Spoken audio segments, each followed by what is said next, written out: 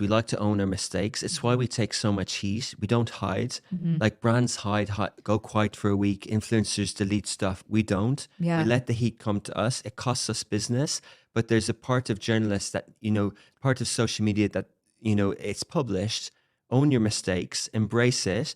Ask for a statement. Correct the mistake. Yep. Meme accounts pop up and I love them and they highlight our mistakes and all that sort of stuff. But as much as possible, speak to people about it. There was an incident recently when lights went out in a cinema. Yeah. And it emerged that it was an electricity in the neighborhood. And I would have loved if the entity said that, communicated on social media, because they have social media pages, Right. and said it's not our vicinity that had an error, had a fault. Our vicinity is perfect.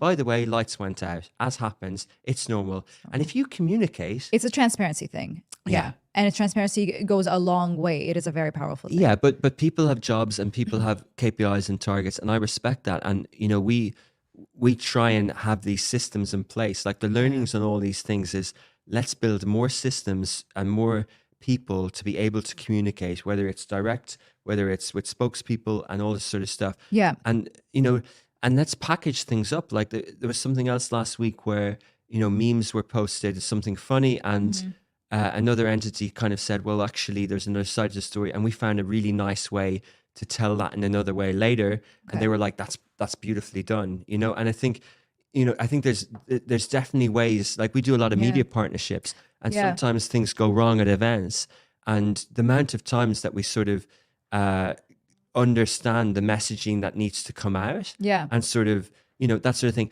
And then, but even further, like, as much as you get the message across, there are certain times where things go off in the comments, right? And then that becomes the issue.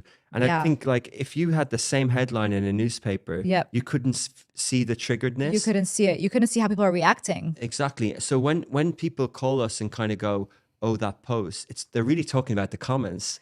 Exactly. Yeah, and then in that sense, like, you have to go, well, you look at the comments, and if there's a lot of hate speech there, you go, well, we don't want to incite that, so we turn the comments off. And people say it's protect you. No, it's like, it's for the society. It's for that. We don't want you guys to be going off at each